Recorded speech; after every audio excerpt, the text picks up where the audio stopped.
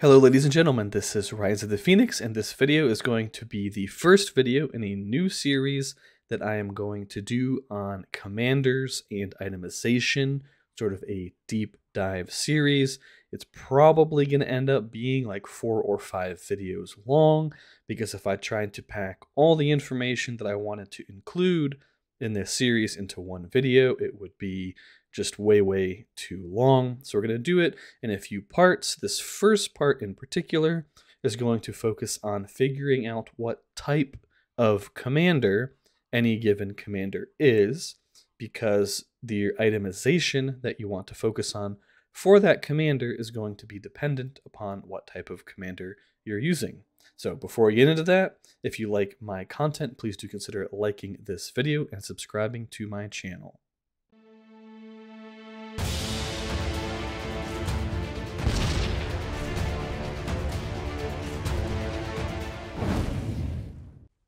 Welcome back, everyone. I have my commanders pulled up here because I figured why not use my own commanders as some examples of the types of commanders that I want to talk about. Now, the in-game system does a pretty decent job of helping you figure out what type of commander you're using if you look at their trait. For example, Arwen is a support commander, Legolas is a warrior, Haldir is balanced. Balanced can be a little bit tricky, at least seemingly more tricky than some of the other types of commanders, because they can really go in a few different directions depending on which balanced commander you're talking about. The first archetype that I want to go ahead and talk about would be warriors, aka damage dealing commanders. Not all damage dealers are warriors. Aragorn, actually both Aragorns being examples of that. King of Men has a build where he can do quite a respectable amount of damage, even though he's a leader. And the T2 version of Aragorn is a balanced commander, even though I've had the most success and I've seen the most success with him as a pure damage dealing commander. So if they're not a warrior, how do you figure out whether or not they're going to be a good damage dealer? And basically you just want to look at their skills. I feel like I'm probably going to say just look at their skills for every single type of commander.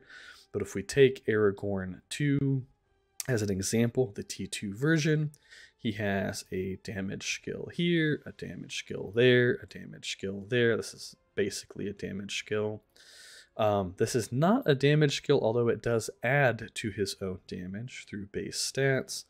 Then another damage skill there, another damage skill there, and a self-damage buff.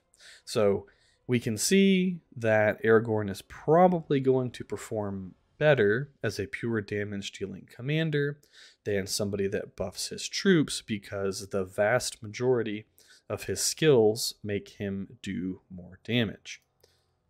And then we can use, let's just take Arwen as an example. She's a very good example of a support commander. How do you tell if a commander is a support commander? Well, let's try and count how many damage dealing skills Arwen has. This is basically a damage dealing skill. This one only goes off once per combat. I guess it's a damage dealing skill. And she has Surge, which deals damage. However, if we look at the rest of her skills, we have the entire Undomiel tree, Undomiel, however you say that, is purely healing. The half-elven skill tree is purely buffs. And Queen of the Reunited Kingdom is a damage reduction attached to a heal and a specific unit type buff. So she does not have very many skills that deal damage on their own, which means you probably aren't going to get very much mileage out of using her as a pure damage dealing commander. Same thing applies if we look at Gandalf the Gray real quick. We have damage reductions, damage reductions, damage reductions, DPS for your units, healing, avoidance, and then a bunch of stuns. Not very many damage dealing skills there. These things become mostly important when we take a look at a balanced commander like Haldir, for example. If we're trying to decide whether or not he is a damage dealer or a troop buffer, you're going to have to do a little bit more work, because he actually does have a decent number of damage dealing abilities in Cold a Weak, March Warden, and Armed Escort. However, overall, I would say that he has more troop buffs, particularly in the form of Forest Agility, Beast Training, and then his entire Respect 5 tree, which has to deal with ranged units, and then the when defending physical damage reduction. I would actually be interested in seeing if somebody tried to use Haldir as a pure self-damage commander. I mean, Sylvan Elf is also a damage-dealing ability, but overall, I feel like you have more good points that go into troop buffs for somebody like Haldir. So even though he's a balanced commander, I would tend to have him be more of like a troop style commander. Speaking of troop style commanders, Eowyn is a perfect example. Theoden would be a very obvious example as well. Even though she says balance, she's really like a leader, in my opinion, a general, whatever you want to call them.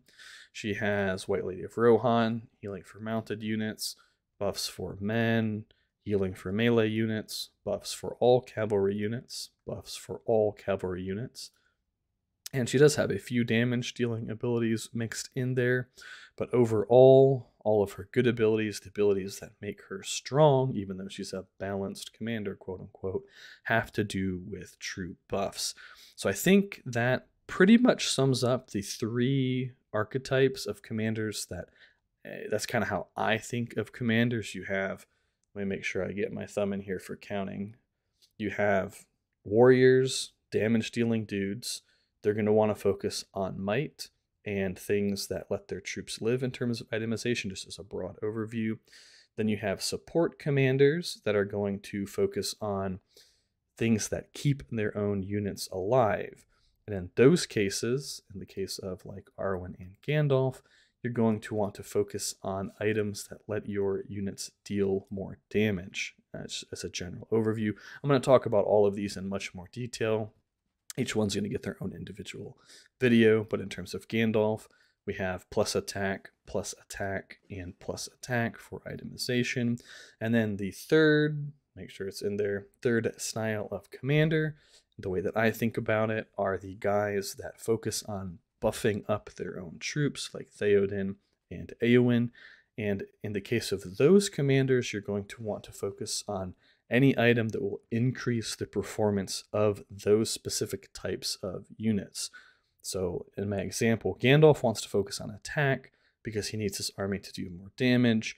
Eowyn would want to focus on anything that just helps mounted units out, whether that is raw attack, whether that's defensive buffs, or like reduced damage for cavalry units or reduced damage for melee units, those types of items. Because her army is going to do a lot of damage on their own because she is buffing her army a lot in terms of how much damage they do. This is particularly true. Let me just pull up Theoden at the end here. Particularly true for Theoden because his Respect 5 title is giving 15 base damage to all mounted units. You know, if you can add more damage on your weapons and stuff if you want, you might actually get more mileage focusing on potentially defensive buffs for Theoden's cavalry units because they're already going to be doing ridiculous amounts of damage. That's kind of the, what do they call it, 40,000 foot overview, 10,000 foot overview, whatever you want to say. So first figure out, which commanders you want to use, then figure out what type of commander they're going to be. And that should help you narrow down the choices that you pick in terms of which items you want to use on which commanders. And like I said a few minutes ago, we'll be talking about each type of commander in their own video, and I'll be pointing out some notable examples of items that I think are very good for that style of commander. All right, that's it for this video, guys. I hope you enjoyed it and learned something useful. Let me know what you think about my assessment of the types of commanders in the game down in the comment section below, and I'll see you in the next one. Rise of the Phoenix, over and out.